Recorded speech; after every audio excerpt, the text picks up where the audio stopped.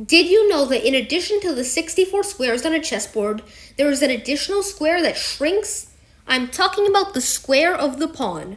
The square of the pawn is a method used in king and pawn versus king endgames to determine whether the weaker side's king can catch the pawn before it promotes. This only applies when the stronger side's king cannot aid the pawn in time. White's king will take a monumental amount of time to get to the pawn, and by then it would be captured. So the only hope for white is to try to push the pawn.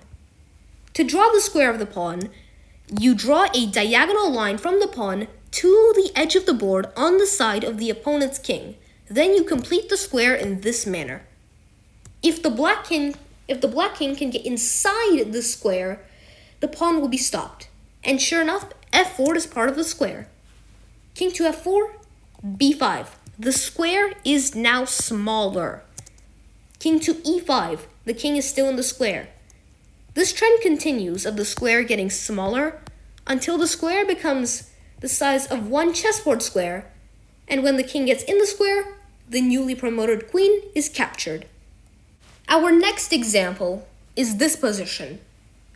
And after drawing the square of the pawn, yes, that is a very big square, it seems like black can just get in the square with a move like king to g4.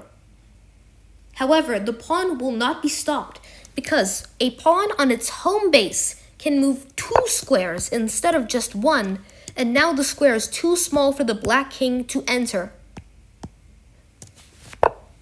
King to f5, a5, king to e6, a6, and white wins the race by 1 tempo. Our third example is this position. It is white to move and win. And although the black king is inside the square, white can still prevent the black king from accessing smaller squares. What do I mean by that? He can play the marvelous c6. The pawn is threatening to promote, so black must take. But then we go a5. The square is small.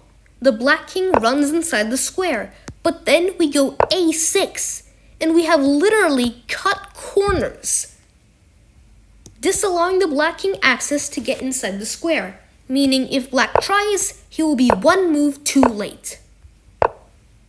The next time you find yourself in a king and pawn endgame like this one, where there's only a king and pawn versus a king, remember the magic square, the square of the pawn.